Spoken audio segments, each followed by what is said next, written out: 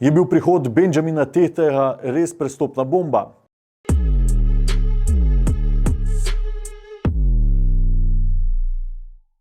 Zdi se, da je NK Maribor v veliki meri že popolnil kader za novo sezono, ki se začenja čez dobra 2 tedna. Ni se sicer zgodilo, kar je napovedoval zdaj že bivši športni direktor Mihael Mikić, da bi radi pod Kalvarijo s polnim kadrom začeli priprave, ki so se začele 13. junija, a vseeno so ključne poteze že izvedene. Veliko prej kot denimo lani, ko so največje okrepitve, vsaj poimensko, prihajale konec poletja. Nista sicer prišli največji tarči vijoličastih iz konca prejšnje sezone. Petar Stojanović bo kariero nadaljeval na Poljskem, Arjan Ademi pa je iz Dinama odšel k madžarski Újpest, Damirju Krznarju in pomočniku Alešu Mertlju.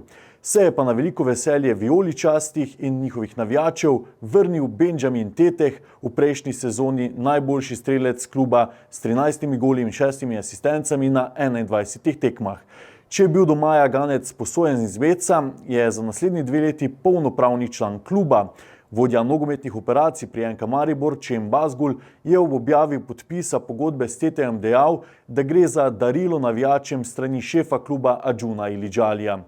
Turki so morali najbrž res globoko seči v denarnico, da so si zagotovili nogometaša, ki prinaša gole. Zdaj mora nov trenerski štab s kondicijskimi trenerji poskrbeti, da bo Tete za največje napore pripravljen vso sezono. Nekdanji trener Boštjan Cesar je namreč večkrat potarnal, da Ganec v preteklosti ni redno igral in da ga pogosto pestijo poškodbe. Pričakovanja bo s trdim delom moral upravičiti tudi 27-letnik sam. Maribor, ki se je maja poslovil od Milca, Iličiča, Božiča, Souze, Bergsna in v pisarne poslal Vrhovca, je to poletje pripeljal še osrednjega vezista Bambo iz druge francoske lige, ki je nogometno dozorel v Monaku. Spomnimo, tam se je kalil tudi Makambu, ki je pred leti navduševal v vijoličastem.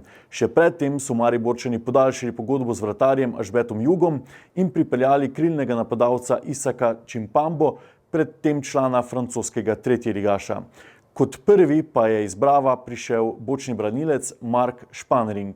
S klubom so pogodbe podpisali tudi nekateri mladi domači igralci. Do konca prestopnega roka je sicer še kar nekaj časa, pred prvo uradno tekmo s Celjem, pa pred Mariborčani še veliko napornih treningov. Je Maribor sestavil konkurenčni kader? S podpisom prvega strelca iz prejšnje sezone so vijoličasti zagotovo naredili korak k boju za naslov, tudi z nekaterimi drugimi potezami. Toda konkurenca prav tako ne spi.